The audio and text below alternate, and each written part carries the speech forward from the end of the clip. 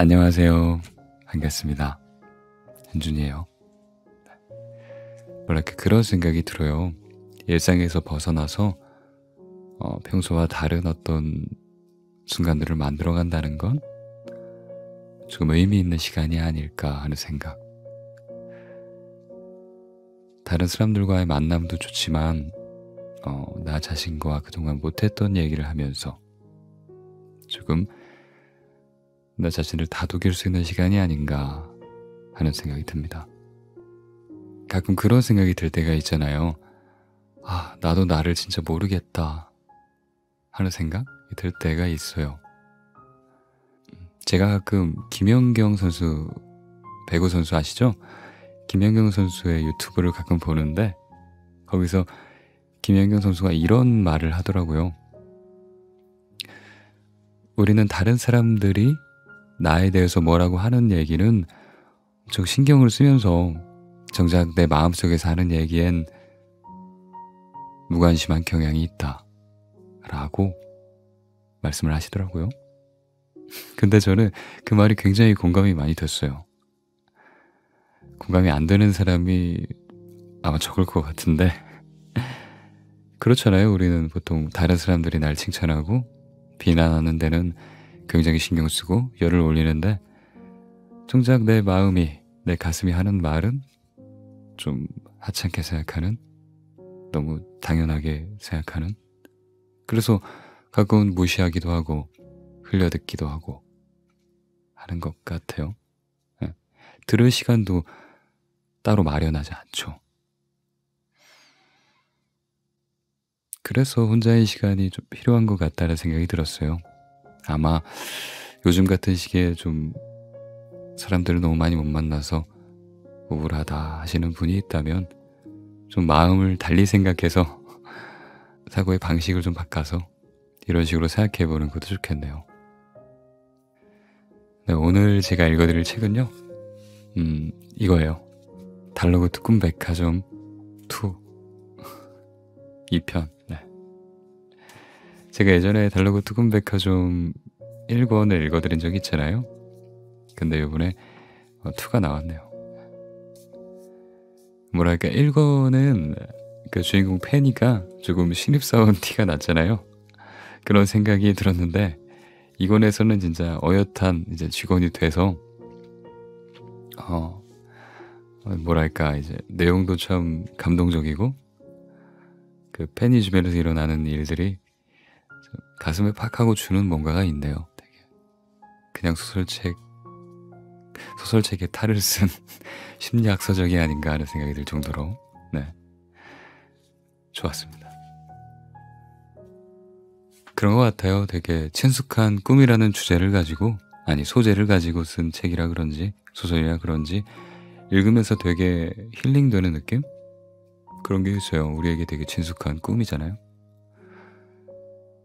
그냥 에어컨 틀고 방 안에 누워서 침대에 누워서 이불을 덮고 그렇게 책을 읽는 것도 저는 그렇게 읽었는데 힐링이 되더라고요. 그냥 딱딱한 의자에 앉아서 그렇게 읽는 것보다 그냥 누워가지고 그냥 읽는 거 추천드려요. 네. 제가 읽어드릴 부분은요 3장인데요 와와 슬림랜드와 꿈일기를 쓰는 남자라는 부분입니다. 그 내용이 어떤 내용이냐 뒤에도 나와 있는데 읽어드릴까요? 뒤에 일단 그 전까지의 줄거리가 뒤에 이렇게 나와 있어요. 어느덧 페니는 달러구트 꿈백화점에서 근무한 지 만 1년이 넘었다. 매일 아침 출근하여 부족한 재고를 메모하고 창고에서 꿈상자를 정리하고 꿈값 창고에 들어가서 꿈값으로 가득한 병들은 은행에 예탁하기 쉽게 창고 입구로 내려다 두고 자신이 담당하는 눈꺼풀 조어를 관리하는 일에 이젠 제법 능숙해졌다. 달러구트 꿈백화점에서는 근무한 지 만 1년이 지난 직원에게 민원관리국 견학을 시키는 게 이 가게의 전통이다. 드디어 고대하던 컴퍼니 구역에 가게 된 페니. 민원관리국에서 받아온 3단계 민원인 꿈꾸는 자체가 고통스럽다 라는 792번 손님의 민원은 왜 저에게 꿈까지 뺏어가시려고 하시나요? 라는 내용이었는데, 달로구트에게 이번 민원을 해결하라는 과제를 받은 페니는 과연 단골 손님을 돌아오게 할 수 있을까? 돌아오게 할 수 있을까요? 읽어보시면 알 수 있어요. 들어보시면 또 알 수 있고요. 네.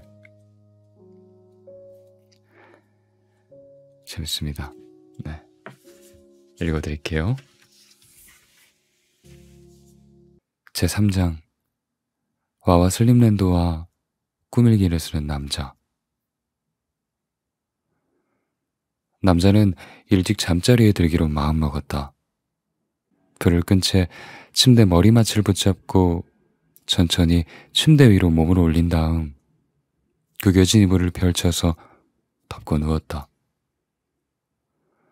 그를 따라서 방에 들어온 반려견의 토독토독 발걸음 소리가 침대와 조금 떨어진 곳에 멈췄다.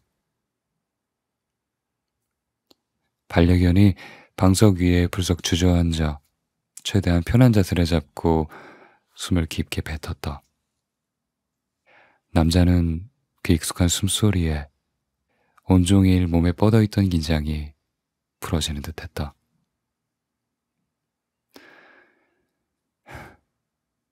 내 방에 있으면 모든 것이 안전해. 남자는 잠자리에 들 때마다 오늘은 어떤 꿈을 꿀 수 있을지 기대하곤 했다. 그는 유난히 꿈꾸는 걸 좋아했고 오늘도 마찬가지로 눈을 감고 원하는 꿈을 머릿속에 그리고 있었다. 요즘 들어 원하는 꿈을 꾸는 빈도가 부쩍 낮아졌다는 사실이 마음에 걸렸지만 그래도 오늘 밤 꿈속에는 행운이 찾아오기를 하고 간절히 바랐다. 그는 눈을 감고 있다가 자신도 모르는 사이 얕은 잠에 빠져들었다. 잠든 남자의 귓가에 사람들의 웅성거리는 소리가 들렸다. 깊이 잠들지 못해 가늘게 남아있던 남자의 의식이 오늘도 원하는 꿈을 꾸긴 글렀다는 사실을 삽시간에 알아차리고 만다. 그는 많은 사람들의 움직임이 느껴지는 커다란 가게 앞에 잠깐 멈춰서 있다가 이내 발걸음을 반대 방향으로 옮겼다. 가게 안에서 남자를 발견하고 한 걸음에 뒤따라 나온 직원이 그를 애타게 불렀지만 그 목소리는 행인들 사이로 스며들어 그에게는 채 닿지 않았다. 남자는 그대로 점점 깊은 잠속으로 빠져들었고 그날 밤 아무런 꿈도 꾸지 못했다.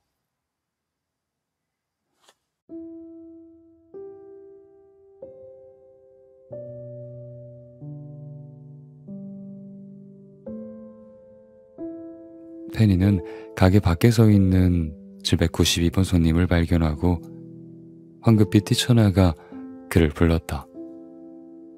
하지만 남자는 듣지 못했는지 순식간에 인파 속으로 사라지고 말았다. 가게 밖에 있는 손님을 일부러 불러들이는 호객행위는 일절하지 않는 편이었지만 오늘만큼은 그냥 두고 볼 수가 없었다. 민원관리국에서 792번 손님의 민원을 본 이후로 일주일의 시간이 흘렀다. 그 사이에 손님이 가게 앞까지 왔다가 그냥 가버리는 모습을, 그 모습을 목격한 것이 벌써 3번째다. 왜 저에게서 꿈까지 뺏어가려고 하시나요? 라고 적혀 있었던 그 민원대로라면 792번 손님이 가게에 꿈을 사러 올 때마다 누군가 강제로 꿈을 빼앗으려고 몸싸움이라도 벌였어야 정상인데 그는 가게 안으로 들어오지도 않고 잠깐 서성이다가 바로 돌아섰다. 도무지 이해가 가지 않았다. 페니는 가만히 있을 수 없었다. 일하는 도중에도 792번 손님의 눈꺼풀 저울이 램수면을 가리키지는 않는지 계속해서 쳐다보았고, 손님이 오는 기척이라도 나면 가게 밖으로 나가 수시로 고개를 돌려 확인하는 것이 습관이 될 정도였다. 페니는 오늘도 그를 허무하게 떠나보내고 난 뒤에 하던 일을 마저 하기 위해 다시 1층 진열대 앞에 섰다. 급하게 쫓아나가느라 정리하다 말고 마구잡이로 내버려둔 상자들이 다른 손님들의 발에 걸리적거리고 있었다. 죄송해요, 손님. 금방 치워드릴게요. 오늘 프런트의 일은 웨더 아주머니 한 명으로도 충분한 수준이었으므로 페니는 진열대 정리를 맡았다. 저는 바쁘게 움직이고 있었지만 머릿속에는 온통 792번 손님 생각뿐이었다.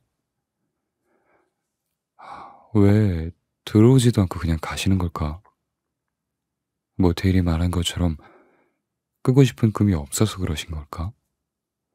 혹시나 우리 가게의 상품 목록에 만약에 문제가 있는 거라면, 그렇다면 여기 이렇게 와 있는 손님들과 불티나게 팔리는 이 꿈들은 뭐야? 792번 손님의 취향이 갑자기 유별나게 바뀌기라도 한 걸까? 792번 손님만 생각하기엔 1층에서 페니가 일상적으로 해야 할 일들이 잔뜩 밀려 있었다. 페니는 우선 군데군데 비어있는 상품 진열대부터 채워야 했다. 주로 귀중한 꿈을 파는 1층에서는 지난 연말에 꿈 시상식에서 그때 받은 상들의 작품들이 날개 돋친 듯이 팔려나가고 있었다. 수상작에는 여러 꿈 평론가들의 한 줄 평과 추천사가 적힌 태그들까지 붙어서 손님들의 구매 욕구를 자극했다. 이를테면 그랑프리 수상작이라던가 3년 연속 베스트셀러 부분 노미네이트 등의 화려한 홍보용 띠지가 붙어있는 꿈은 대체로 잘 팔렸다. 그 외에도 수상자가 추천한 꿈이라든지 평론가들이 입을 모아 극찬한 꿈이라든지 그런 태그들이 붙은 것도 사람들의 관심을 끌었다. 산더미 같은 꿈 상품들을 전부 꺼내 모두 꿔볼 수 있다면 좋겠지만 그럴 수 없는 손님들로서는 제목만 보고 고르거나 누군가의 추천 또는 수상 이력이 있는 꿈들을 먼저 고르는 것이 매우 효율적이었기 때문에 이해하지 못할 현상은 아니었다. 저기 웨더 아주머니, 와와 슬림랜드에 살아있는 열대우림? 이건 따로 진열대를 만드는 게 좋겠어요. 진짜 찾는 분들이 점점 많아져서요. 페니가 프런트에 있는 웨더 아주머니에게 말했다. 괜찮으니까 그냥 둬. 어차피 제작량이 판매량을 못 따라가. 머지않아 진열대가 텅 비어버릴걸? 1층 매니저 웨더가 힘없이 늘어진 빨간 곱슬머리를 손으로 쓸어 올려 집게핀으로 깔끔하게 정리하며 대답했다. 하지만 인기가 많은 1층 꿈들 중에도 예외는 있었다. 야스누조 오트라의 내가 괴롭혔던 사람으로 한 달 살아보기가 바로 그랬다. 그 꿈은 지난 연말 시상식에서 그랑프리 후보에까지 오른 수작이었지만 판매량은 매우 저조했다. 페니는 전설의 꿈 제작자 중 한 명인 그녀의 명성에 매우 걸맞지 않은 이상한 일이라고 생각했다. 페니는 손님들의 눈에 잘 띄게끔 오트라의 꿈을 최대한 앞쪽으로 빼서 진열하고 앞치마에 묻은 작은 먼지들을 툭툭 털어낸 다음 다시 프런트로 돌아갔다. 고생 많았다, 페니. 아니요, 이 정도쯤은 이제 식은 죽 먹기죠. 페니는 놓쳐버린 792번 손님 생각으로 여전히 심란했지만 겉으로는 활기차게 대답했다. 외도 아주머니는 눈꺼풀 저울에 기름칠을 하고 있었다. 아주머니는 매니저답게 프런트 업무를 보면서도 틈날 때마다 진열장에서 움직임이 부자연스러운 눈꺼풀 저울을 귀신같이 찾아내서 뻑뻑한 곳에 정성스럽게 기름칠을 해주곤 했다.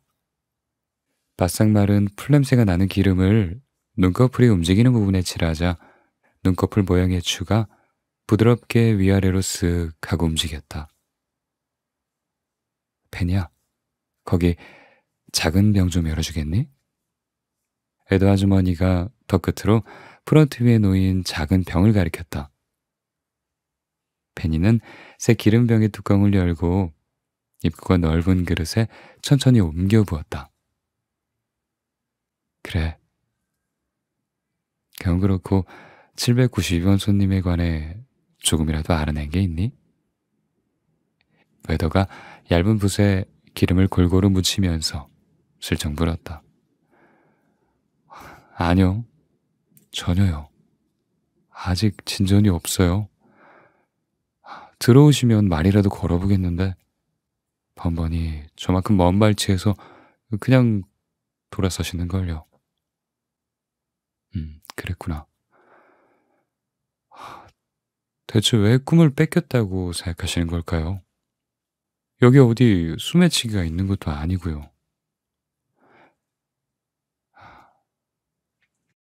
페니가 기름칠이 끝난 저울들을 하나씩 원래 자리로 옮겨 놓으면서 연신 의아해했다. 만약 그렇다고 하더라도요. 왜 직원인 우리에게 말씀하시지 않고 민원관리국까지 가신 걸까요? 정말 궁금한 게 한두 가지가 아니에요. 잠든 손님들은 평소보다 훨씬 직관적으로 생각하고 즉각적으로 행동으로 옮기셔. 상점에서 해결되지 않을 일이란 걸 본능적으로 아셨을 거야. 힌트를 하나 주자면 그 원인이 나에게 있다는 걸, 자신에게 있다는 걸 이미 알고 계셨을지도 몰라. 웨더가 진지하게 말하면서 기름이 묻어있는 붓을 하얀 천으로 감쌌다.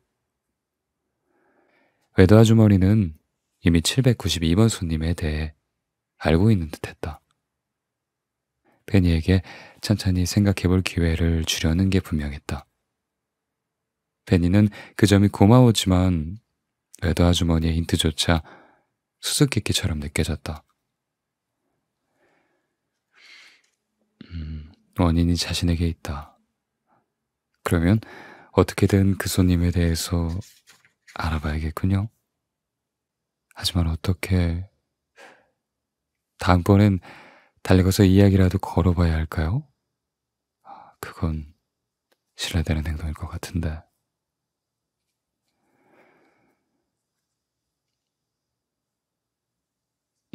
지금 당장이라도 우리에게 남아있는 과거의 흔적들을 살펴보면 되지 않을까? 다행히도 그분은 우리의 단골 손님이었으니까.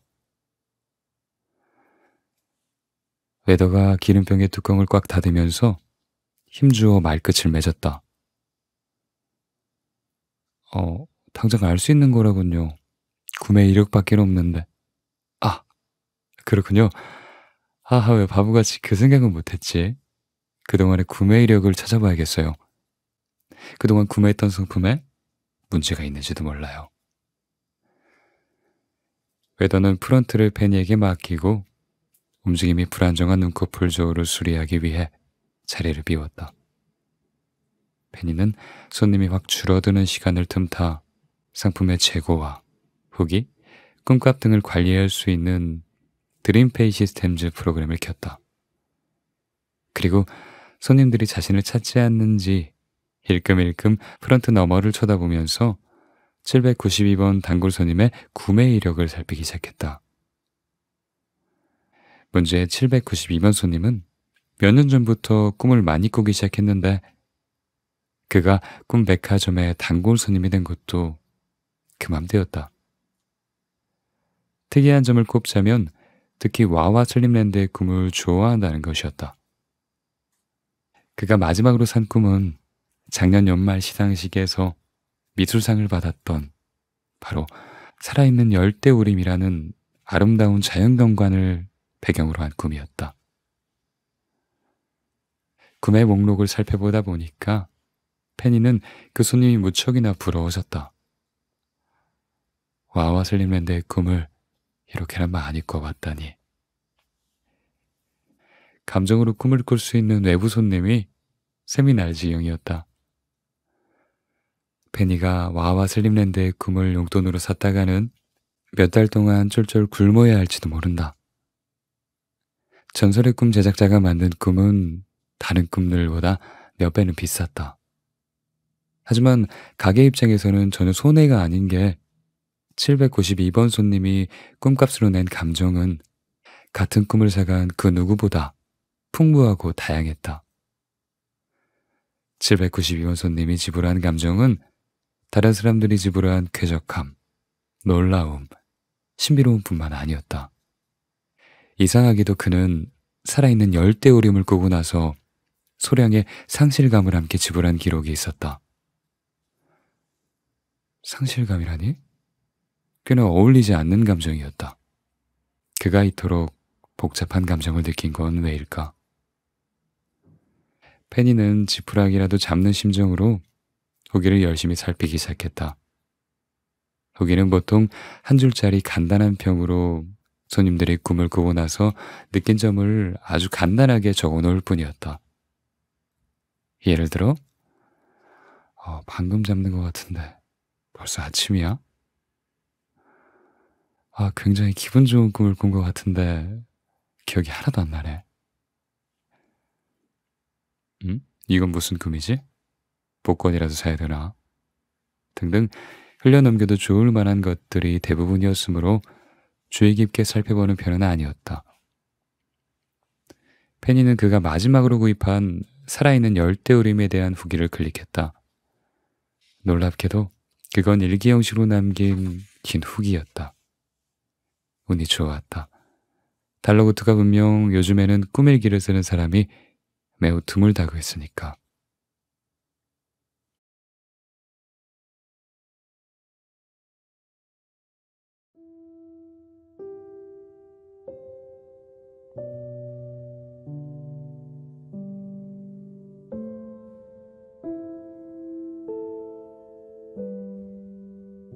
(2021년 1월 15일) 지금의 감정과 그리고 감각을 꼭 남기고 싶다. 예전에는 하늘도 푸르고 산도 푸르다고 생각했다. 하지만 그건 얼마나 다른 푸르름인가. 꿈에서 본 열대우림은 살아있는 것처럼 시시각각 변했다. 온종일 보고 있어도 지루하지 않을 광경이었다.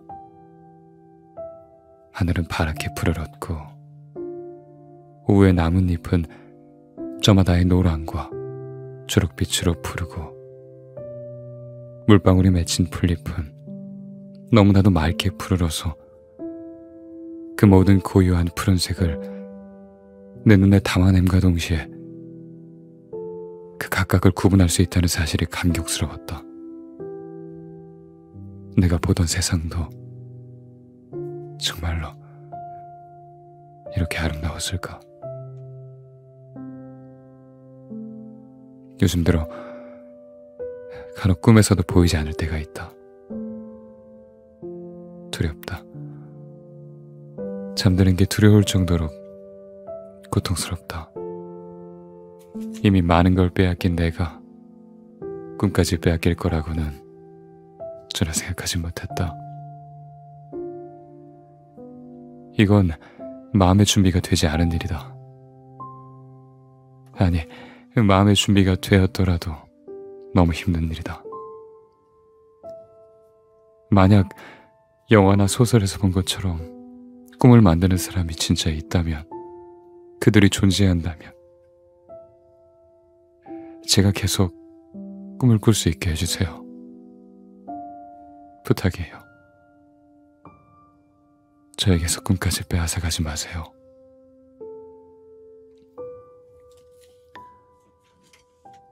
792번 손님의 꿈 일기는 민원에서 확인한 것과 같은 구절로 끝났다. 페니는 손님의 상황을 어렴풋이 짐작할 수 있었다.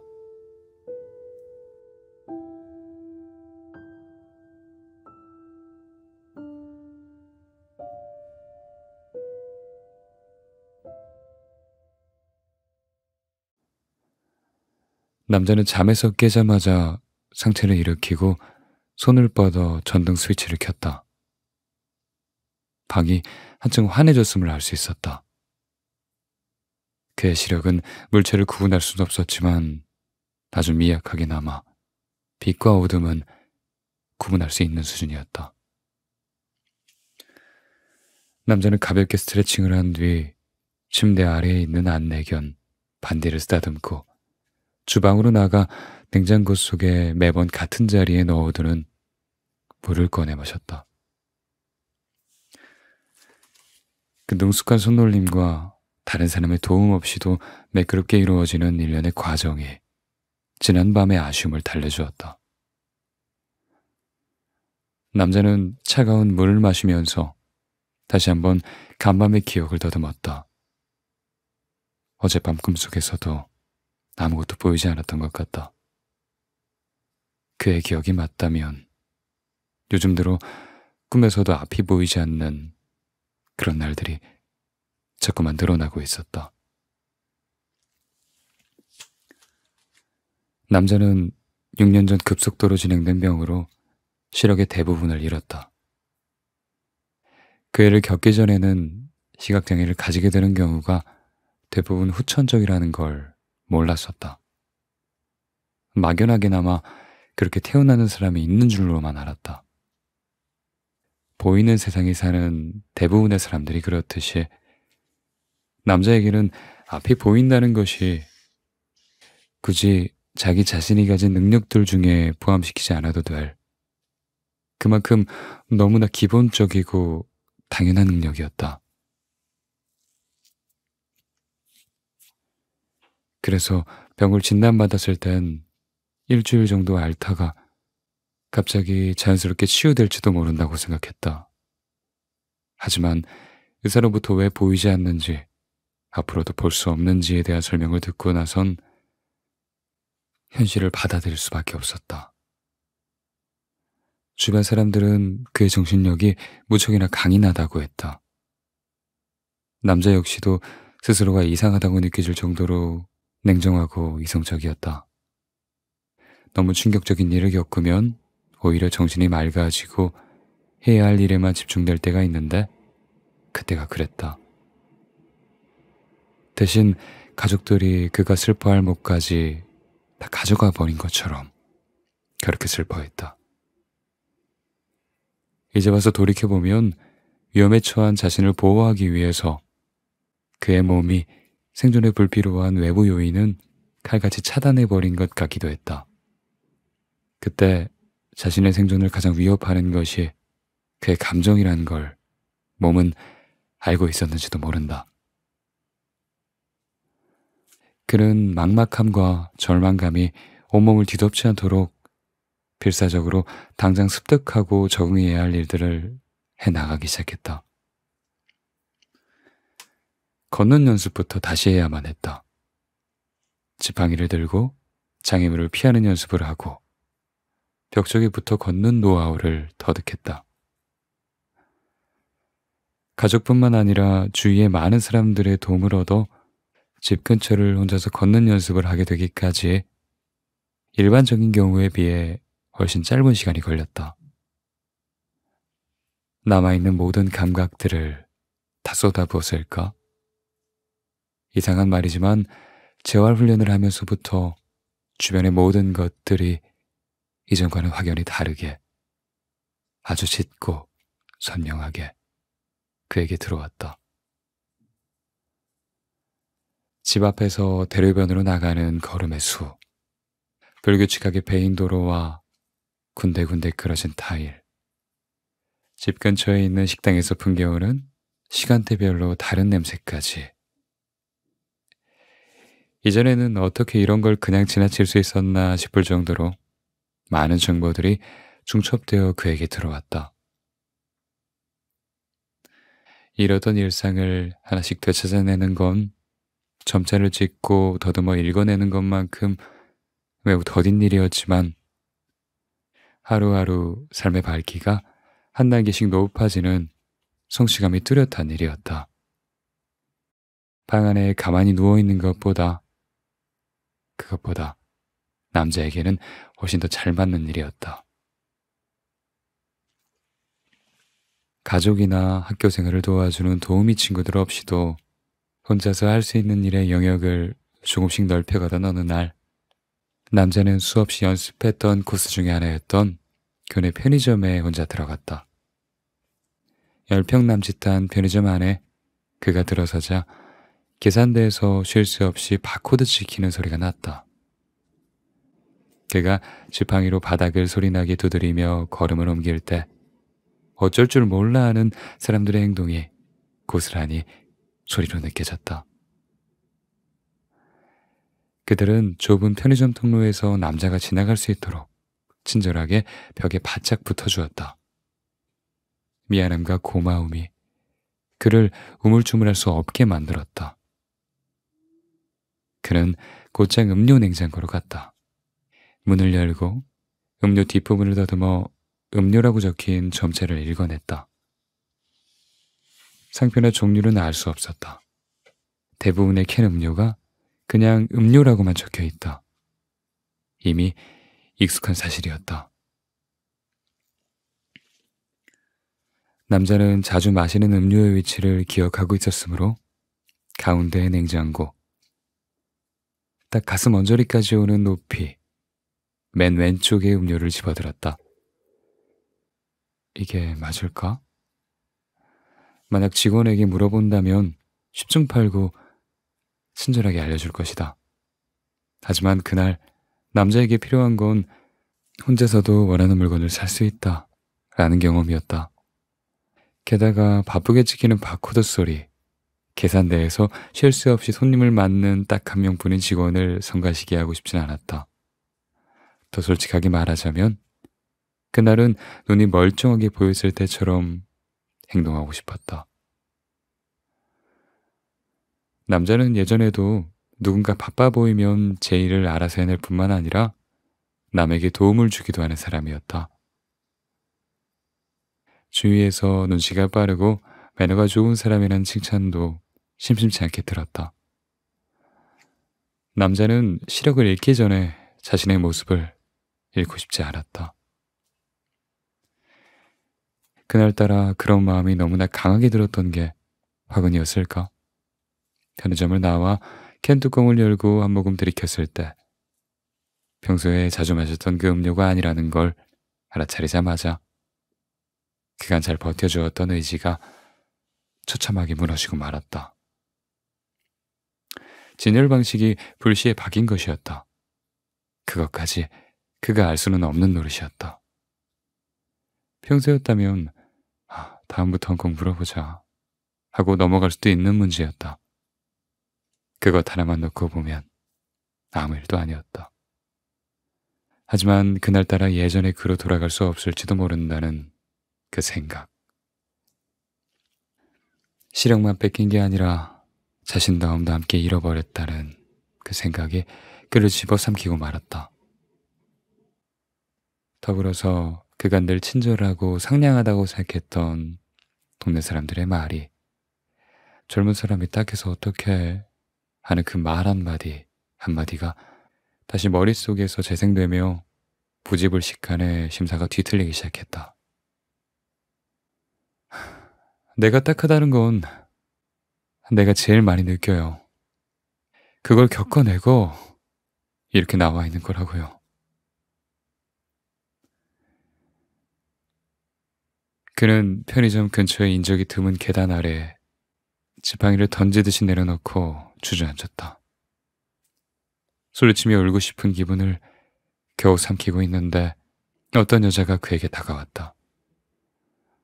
저 도와드릴까요? 목소리의 주인공은 남자의 지팡이를 챙겨서 손이 닿는 곳에 놓아주었다. 감사합니다. 저는 이 학교에서 일하는 상담사예요. 언제 한번 내키시면 찾아오세요.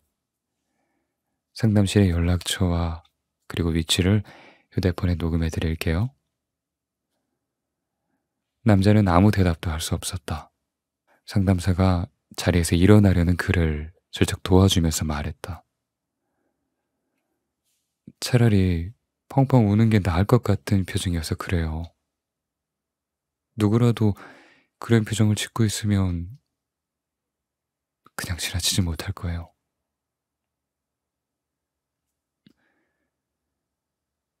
상담사의 배웅을 받고 집으로 돌아오는 길에 그는 평생 다른 사람들의 도움만 받고 고마워하기만 하는 삶이 그에게 어떤 의미일지를 생각했다. 나는 다른 사람들에게 어떤 사람이 될 수 있을까? 다른 사람들의 눈에 내가 어떤 사람으로 보일까? 패키지지 않고 사회에 스며들어 자립하는 게 최선인 사람? 가족들의 짐이 되지 않으려고 노력하는 사람? 그게 내 남은 인생의 최선일까? 최선의 기준이 이렇게 당연한 수준까지 내려올 줄은 몰랐다. 집으로 돌아온 그날, 남자는 이틀 내내 잠만 잤다. 잠자는 것은 누구나 눈을 감고 동등하게 할 수 있는 행위라는 게 기뻤다.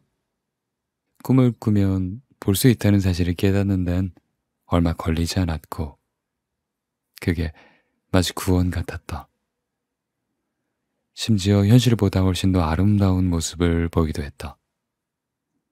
오늘 하루를 무사히 마치고 나면 잠이 들어 또 꿈을 꿀 수 있다는 사실이 남자에겐 깨어있는 동안의 유일한 버팀목이었다. 시간이 흘러 안내견 반디를 만나게 되었고, 일전에 도움을 받았던 상담사에게 정기적으로 찾아가 상담을 받으며 새롭게 일상을 바꾸어 나가고 있었다. 그러던 중 요즘 들어 꿈에서도 보이지 않는 날들이 생기기 시작했다. 그는 자신에게 더 뺏길 게 남았다는 현실을 받아들이기가 버거웠다. 꿈도 기억을 바탕으로 하는 거기 때문에 보이지 않는 날의 기억이 많아질수록 꿈에서도 보이지 않게 된다는 어떤 이의 이야기가 예외이길 바랬다. 이미 시간은 평소에 잠들던 시간을 훌쩍 넘어 자정을 지나고 있었다.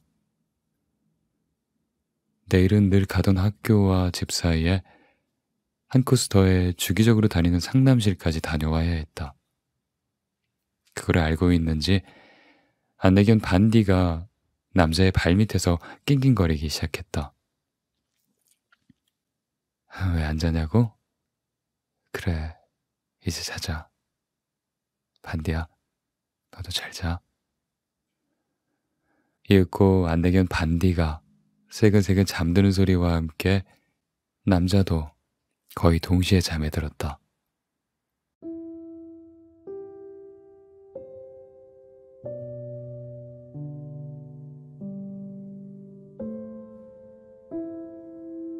남자는 오늘 꿈속에서 안내견 반디와 함께였다. 반디가 그의 다리에 몸을 비벼서 자신이 옆에 있다고 알려왔다. 아쉽게 오늘도 앞이 보이지 않았다. 잠들기 전 그대로였다. 실망한 남자가 지난밤과 마찬가지로 돌아서려는데 누군가 그를 다급하게 불러세웠다. 잠깐만요. 792번 손님. 네? 저요? 누구시죠? 남자를 792번 손님이라고 부르는 목소리의 주인공은 멀리서 뛰어왔는지 숨을 헐떡이고 있었다. 저는요, 달러구 특급 백화점에 거기서 일하는 팬이에요. 꿈백화점이요? 그런데 저는 무슨 일로? 저는 오늘 꿈을 사고 싶은 상태가 아니에요. 꿈은 사지 않으셔도 돼요. 손님과 만나고 싶어 하는 분들이 있어요. 저희 가게 안에서 기다리고 있죠. 부탁이니 한 번만 만나주세요. 손님도 분명히 좋아하실 거예요. 누굴 말씀하신지 모르겠지만요. 저는 그들을 볼 수가 없어요. 음, 그런 건 전혀 상관이 없어요. 손님과 꼭 대화를 나누고 싶대요. 엄밀히 말하면 손님께서도 전혀 모르는 사람이 아닐 거예요. 제가 안내를 도와드릴게요. 괜찮으시면 파란 쪽을 제게 맡겨주실래요? 남자의 안내견 반디가 경계하지 않았다. 오히려 반디가 반갑게 슬랑슬랑 흔드는 꼬리가 남자의 무릎 언저리를 톡톡 치고 있었다. 위험한 사람은 아닌 걸까? 손님의 반려견이야 같이 왔나 봐요? 이 친구의 이름은 뭐죠? 저와 함께 다니는 안내견 반디예요. 반딧불에서 땄죠. 팬이라는 직원이 능숙하게 안내한 탓인지 아니면 그의 발걸음이 이미 꿈 백화점으로 향하는 길을 외우고 있어서인지 남자는 수월하게 백화점 안으로 들어왔다. 한쪽에서는 적지 않은 인파가 모여 수근거리는 소리가 들려왔다. 와, 방금 와와슬림랜드 봤어? 저기 직원 휴게실로 들어가던데? 와, 실물이 진짜 예쁘다. 킥슬럼버는 어떻고? 나 그 애 앞에 선다면 진짜 긴장해서 한마디도 못할 거야. 정말 잘 어울리는 커플이야. 사람들은 마치 대단한 유명인이라도 본 것처럼 그나 들뜬 목소리였다. 직원 휴게실로 들어갈게요. 안에서 두 분이 손님을 기다리고 있어요. 페니는 삐걱거리는 문을 열더니 아늑함이 피부에 전해지는 따뜻한 공간으로 남자를 안내했다.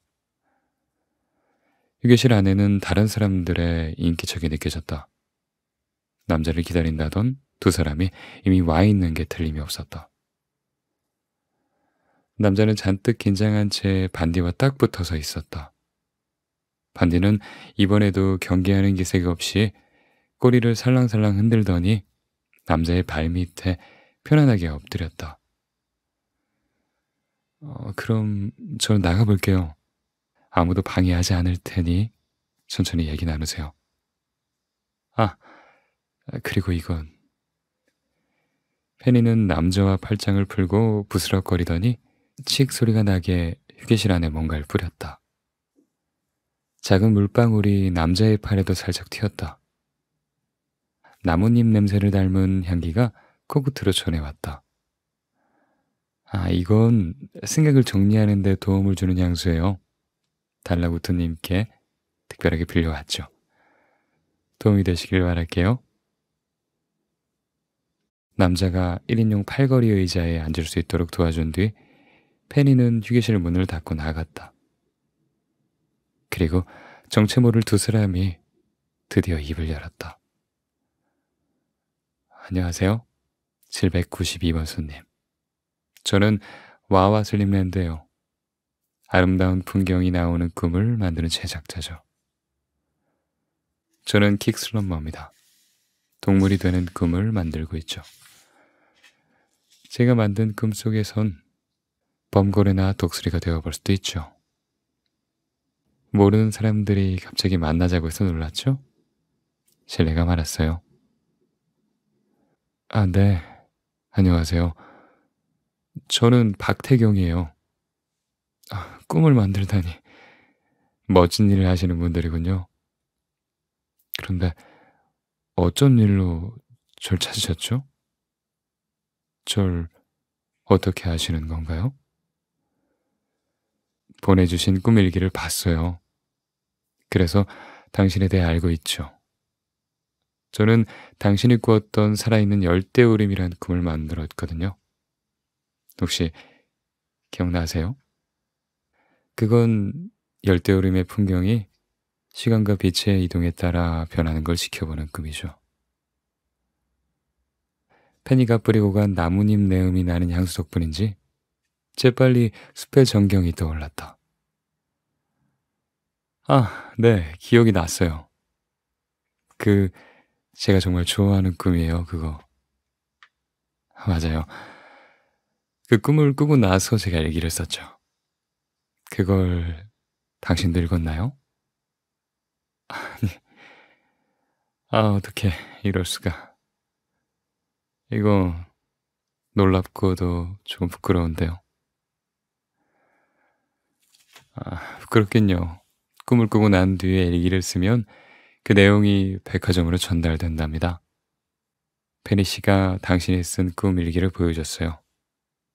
정말 귀한 팬레터를 받은 것처럼 기뻤죠. 와와 슬림랜드가 말했다. 눈이 안 보이신다고 들었어요. 언제부터죠? 적응은 좀 했나요? 킥슬럼버라고 자신을 소개한 남자가 단도직입적으로 물었다. 아, 네, 적응했죠. 6년이라는 시간이 지났으니까. 6년이라면 아직 완전히 적응하기엔 짧은 시간이겠군요. 저 오른쪽 무릎 아랫부분이 없어요. 그렇게 태어났죠. 덕분에 적응할 수 있는 기간이 아주 길었죠. 운이 좋았다고나 할까요? 킥슬럼버는 솔직하게 자신의 얘기를 꺼냈다. 그는 불편할 수도 있는 말들을 아무렇지 않은 일처럼 그렇게 들리게 하는 재주가 있었다. 처음 보는 저에게 그런 말을 거리낌 없이 하시네요. 솔직히 말하면 저는 이 상황이 좀 어색한데요. 남자가 솔직하게 털어놓았다. 왜냐하면 당신은 우리와의 만남을 잠에서 깨어나면 잊어버릴 가능성이 굉장히 높거든요. 그래서 허심탄회하게 이야기할 수 있다는 거죠. 쑥스럽지만 우린 여기서 너무 유명해져 버렸고 마음속을 편히 털어놓을 사람이 별로 없어요. 이기적으로 들릴 수도 있겠지만 나도 그렇고 와와 슬림랜드도 그렇고 당신 같은 친구가 필요해서 이렇게 다짜고짜 찾아온 거예요.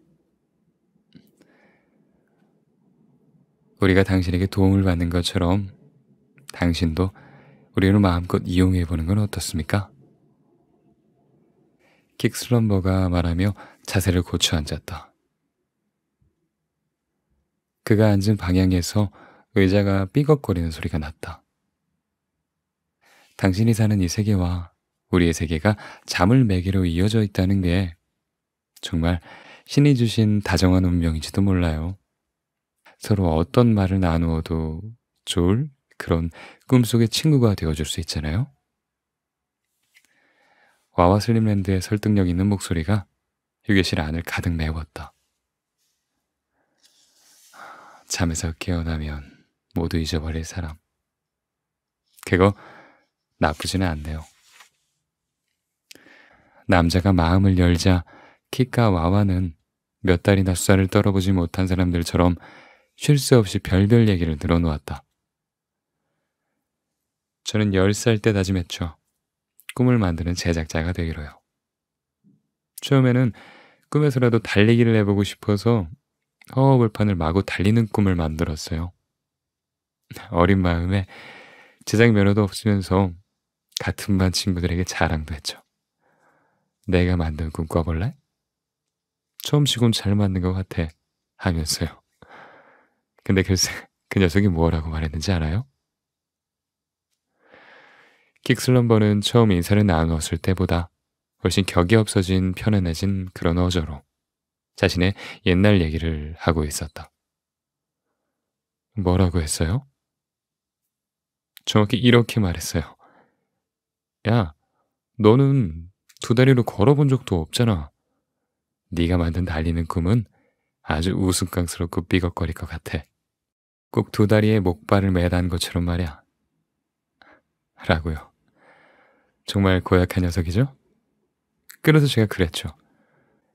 그럼 난 동물처럼 헤엄치고 날아오르는 꿈을 만들어 버릴 거야. 그런 건 내 녀석도 못 해봤지? 그랬더니 그 자식은 어디 한번 해보라는 듯이 그 웃음을 치더라고요. 남자는 킥슬럼버 앞에서 어떤 표정을 지어야 할지 순간 난감했다. 최대한 연민이 섞이지 않은 표정을 짓고 싶었다. 킥슬럼버가 남자의 복잡한 표정을 눈치챘는지 호탕하게 웃어 보였다. 방금 당신의 얼굴이 정말 볼만했어요. 불쌍하게 여기진 않으려고 애를 쓰더군요. 제 말이 맞죠? 제가 그런 표정을 좀 싫어하거든요. 그래서 그 후로 어떻게 됐죠? 정말 동물들처럼 헤엄치고 날아오르는 꿈을 만들었나요?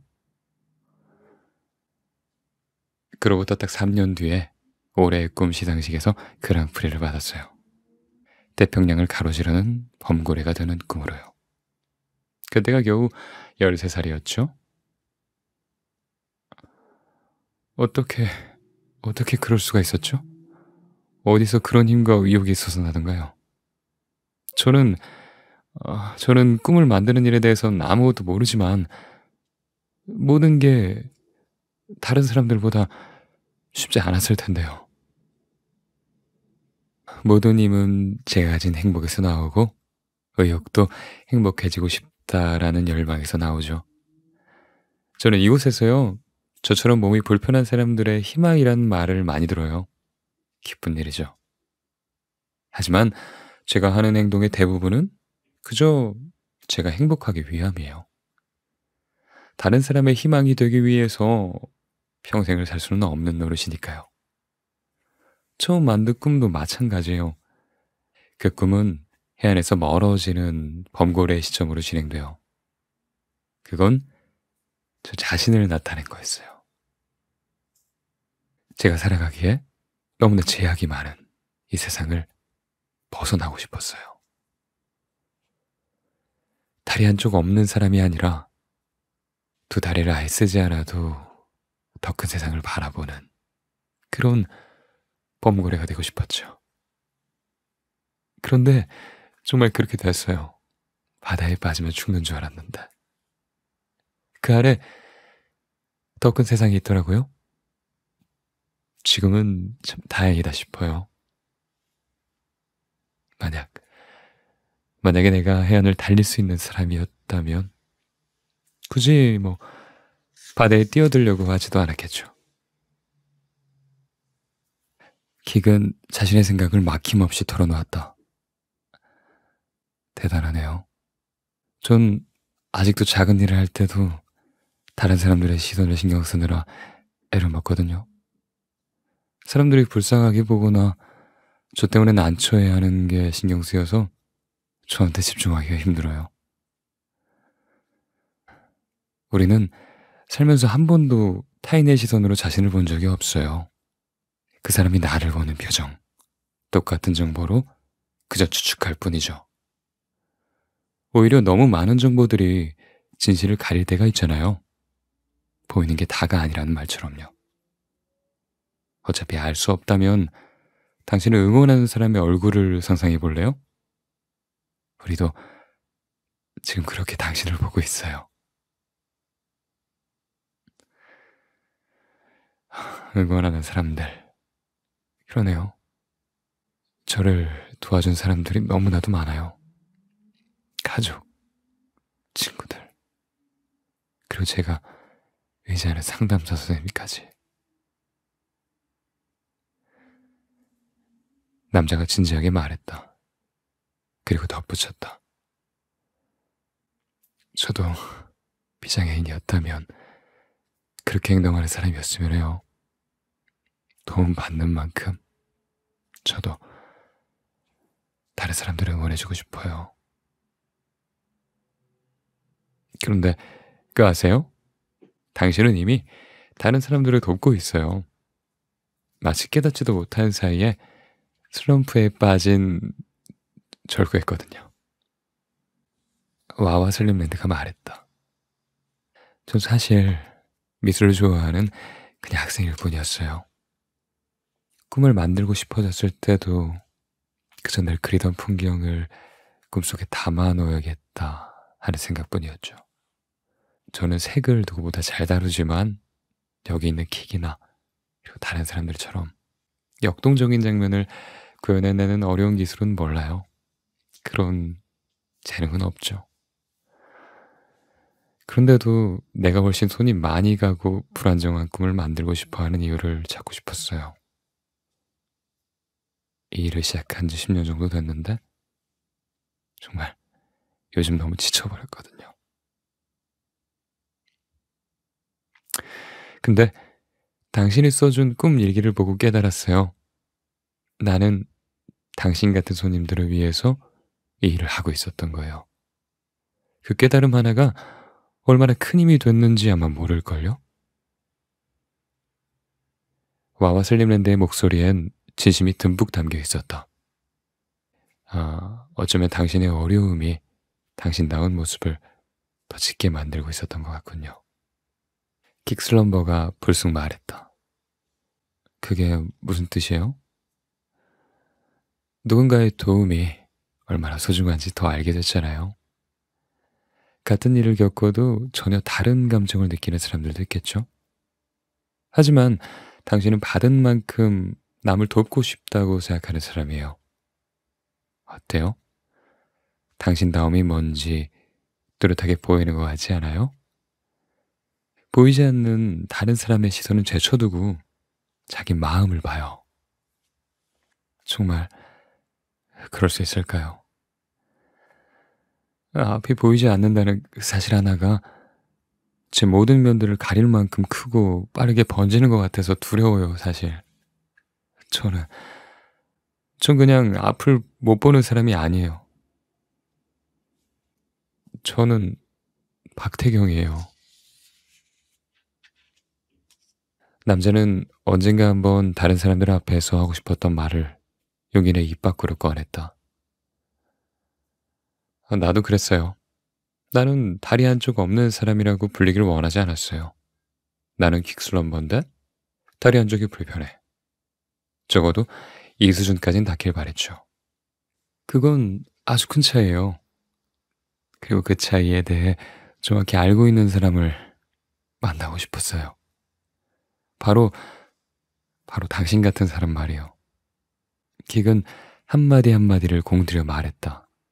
남자는 킥슬럼버도 마찬가지로 이 모든 얘기를 용기 내서 털어놓고 있다는 걸 알 수 있었다.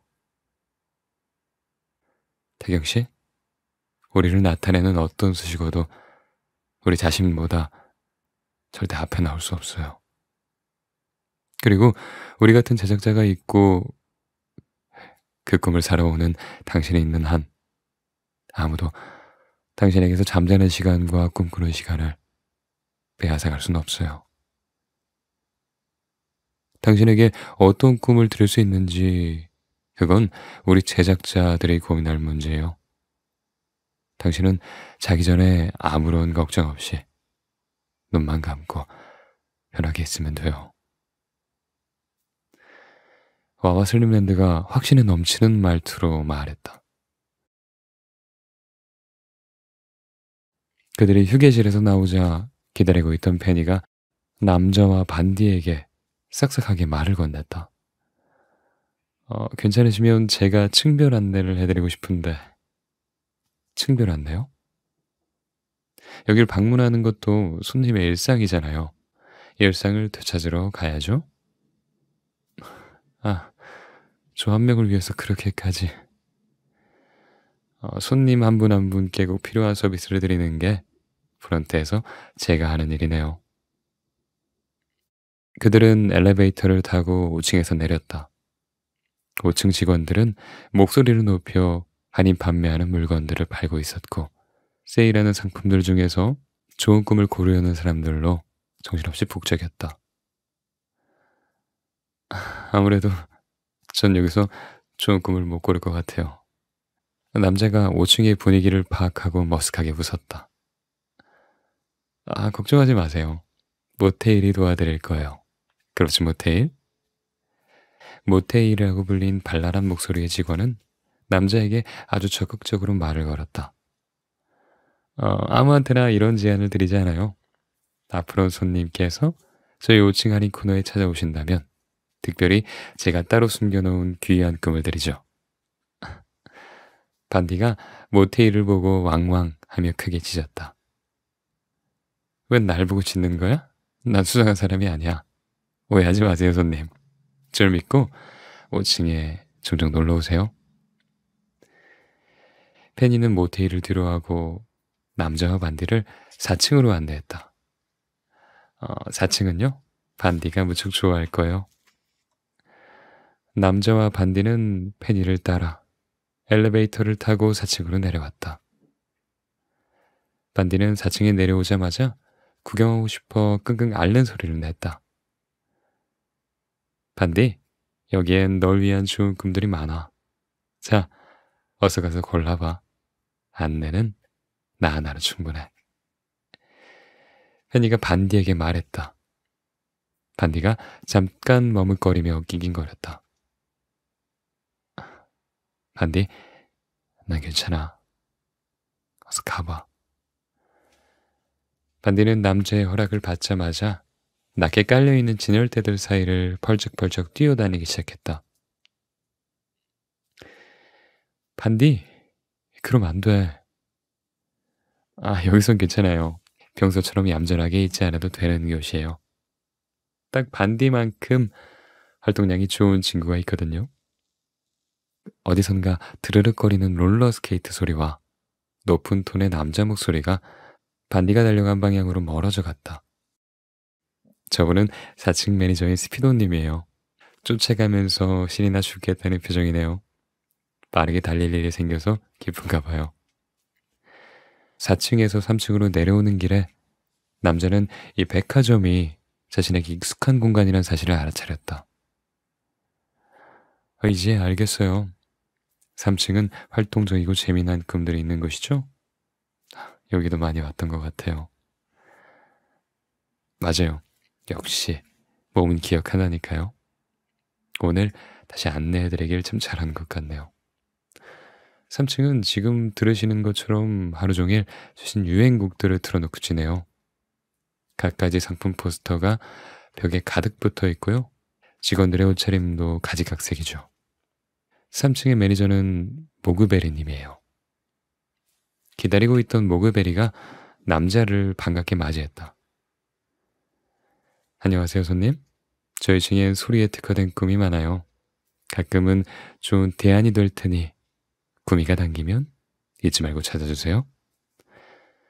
자는 동안에 여러 가지 자극들을 받으면 다양한 감각이 발달하기도 한데요. 그런 의미에서 여기 있는 이 꿈은요. 모그베리는 두 사람을 붙잡고 3층에 있는 모든 꿈을 설명하려고 했다. 둘은 서둘러 2층으로 내려왔다. 간격이 딱 맞아떨어지게 정리된 2층의 진열대들은 구경하기가 편했다. 진열장과 진열장 사이에 딱 3걸음이 떨어져 있었고 코너마다 같은 위치에 점자로 표기된 안내가 함께 있었다. 여기 이 버튼을 누르면 음성 안내도 가능합니다. 2층의 비고 마이어스가 남자를 묵묵히 에스코트하면서 설명했다. 제가 손님에게 권하고 싶은 꿈은 추억 코너의 꿈이에요. 여러 번 시행착오를 거쳐야겠지만 운이 좋은 날엔 시력이 나빠지기 전에 추억을 꿈에서 보실 수 있을 겁니다. 제가 알아본 바에 따르면 손님께서는 방대한 양의 추억을 보유하고 계시더군요. 그러니 앞으로 영영 볼 수 없을 거라고 섣불리 단정하기엔 굉장히 이른 것 같아요. 비고가 자세히 설명했다. 페니는 무뚝뚝한 그의 표정을 빼놓고 저 목소리만 듣는다면 어느 층의 매니저보다 친절하다고 느꼈을 거라고 생각했다. 2층의 꿈이 마음에 드시나 봐요? 네, 추억이 있어서 정말 다행이에요. 이제 1층만 남았군요. 1층은 제가 일하는 곳이에요. 특수한 꿈이나 아주 인기가 많은 꿈들이 준비되어 있죠. 페니가 1층에 새로 마련한 코너로 남자를 안내했다. 여기저기 흩어져 있는 특수한 꿈들을 모아봤어요. 소리가 안 들리는 손님을 위해 자막이 나오는 꿈도 있고요. 수어가 지원되는 꿈도 있죠. 부끄러웠지만 저도 이런 꿈들이 있다는 걸 최근에서야 알았죠. 와, 소수의 사람들을 위해 꿈을 만드는 사람들이 있다니 정말 고마운 일이네요. 꿈을 찾는 사람이 소수인지 다수인지는 중요하지 않아요. 손님들이 모두 원하는 꿈이 다른걸요. 저는 여기서 1년밖에 일하지 않았지만 지난 1년 동안 그 사실을 똑똑히 깨달았죠. 어떤 손님은 예지몽을 싫어하세요. 또 다른 손님은 낮잠 잘 때 꾸는 걸 좋아하지만 늘 후회해요. 그리고 지금 제 앞에 792번 손님은 특수한 꿈이 필요한 거고요. 그냥 그뿐이에요. 그러니까 손님은 그냥 가게 안으로 들어오시기만 하면 돼요.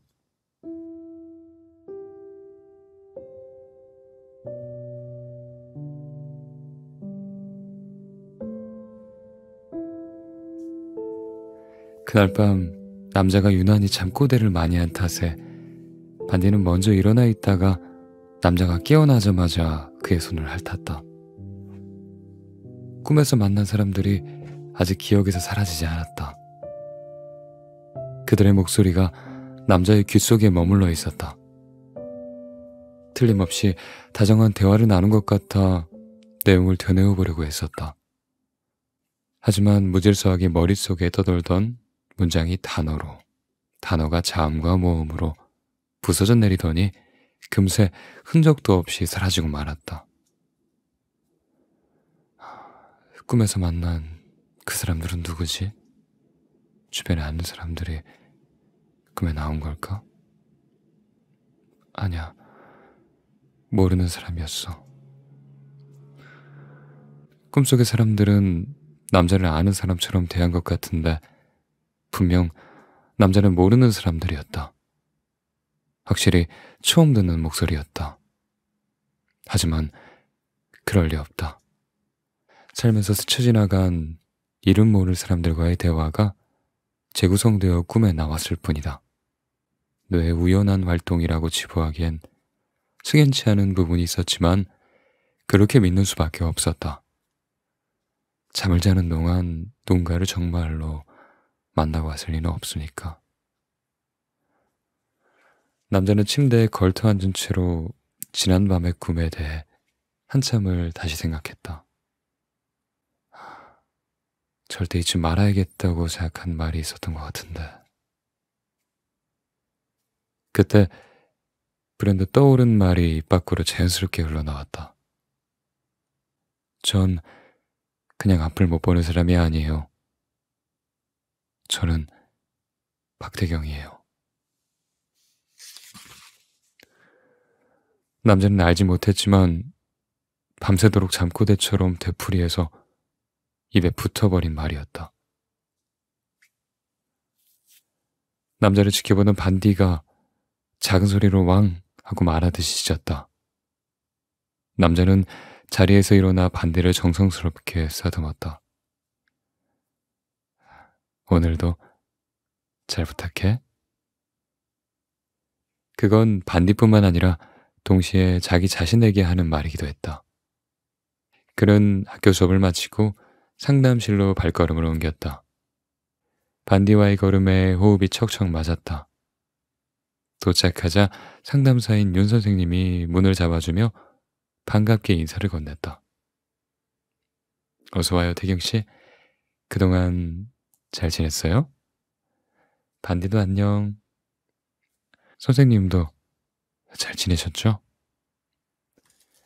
반디가 조용히 상담실 안에 자리를 잡고 엎드리면서 리드줄이 바닥에 닿는 소리가 났다. 반디가 오늘 기분이 무척 좋아 보이네요. 상담사 선생님의 살가운 목소리가 기분 좋게 귓가에 울려 퍼졌다. 반디가 여기 오는 걸 굉장히 좋아해요. 건물 뒤편에 뜰이 넓잖아요. 상담이 끝나면 늘 거기서 한바탕 실컷 뛰고 가거든요. 반디, 넌 형아랑 늘 어디든 같이 가도 좋겠어? 정말 그렇게 생각하면 좋겠네요. 자, 그럼 오늘도 꿈 얘기를 한번 해볼까요? 요즘도 그들의 화제는 꿈 이야기였다. 상담사 윤 선생님은 꿈을 통해 사람들의 마음을 들여다보고 함께 이야기를 나누는 걸 좋아했다. 어젯밤 꿈이 정말 굉장했어요. 꿈속에서 여러 사람들을 만났죠. 꿈에서도 그들을 볼 수는 없었지만 그래도 마치 꼭 예전부터 알고 지내는 것처럼 익숙하고 편했어요. 맞아요. 반디도 함께 있었던 것 같아요. 꿈에서 만난 사람들은 정말로 어딘가에 존재하는 사람들 같았어요. 제 무의식이 만들어냈다고 하기엔 그 상황과 그들의 말과 행동이 너무나도 구체적이었어요. 정말 이상하죠? 전혀 이상하지 않아요. 그런 경험을 하는 사람들은 제법 많거든요. 그런가요? 그렇다면 정말로 우리가 기억하지 못하는 또 다른 어떤 세계가 있는지도 모르겠네요. 남자가 신이 나서 말했다. 그래요. 정말 그럴지도 모르죠. 남자는 윤 선생님이 어떤 표정인지는 알 수 없었지만 그녀의 말투에 아주 깊은 그리움이 묻어 있다는 그걸 느낄 수 있었다. 더 기억나는 건 없나요? 태경 씨의 꿈 얘기를 더 듣고 싶네요. 남자는 윤 선생님의 목소리만 듣고도 그녀가 여느 때보다 더 적극적으로 관심을 가지는 걸 알 수 있었다. 저도 정말 더 말하고 싶지만 기억내려고 애쓸수록 더 빠르게 잔상이 사라져버려요. 이럴 줄 알았으면 일기라도 적어둘 걸 그랬나 봐요. 꿈일기를 쓰면 훨씬 오래 기억할 수 있거든요. 기억이 기억을 만든다는 말도 있잖아요. 근데 윤 선생님도 자주 꿈을 꾸세요? 선생님의 꿈 얘기도 듣고 싶어요. 저도 꿈을 많이 꾸는 편이죠. 꿈일기를 혹시 써본 적도 있으세요? 그럼요. 덕분에 저도 아주 오래된 꿈인데 지금까지 생생하게 기억하고 있는 꿈도 있어요. 범고래가 되어 태평양을 가로지르는 아주 멋진 꿈이었죠. 얼마나 오래된 꿈인데요? 벌써 20년이 넘었네요. 1999년도의 꿈이었으니까.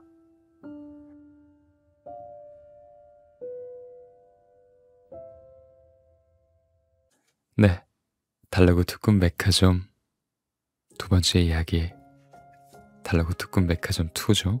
읽어봤습니다. 되게 감동이 있네요. 뭐랄까, 그냥 눈으로 읽었을 때보다 목소리를 내어서 읽으니까 중간중간 자꾸 그러면 안 되는데 울컥해가지고 약간 감정이입이 자꾸 되네요. 예. 아무튼 그렇게 됐네요.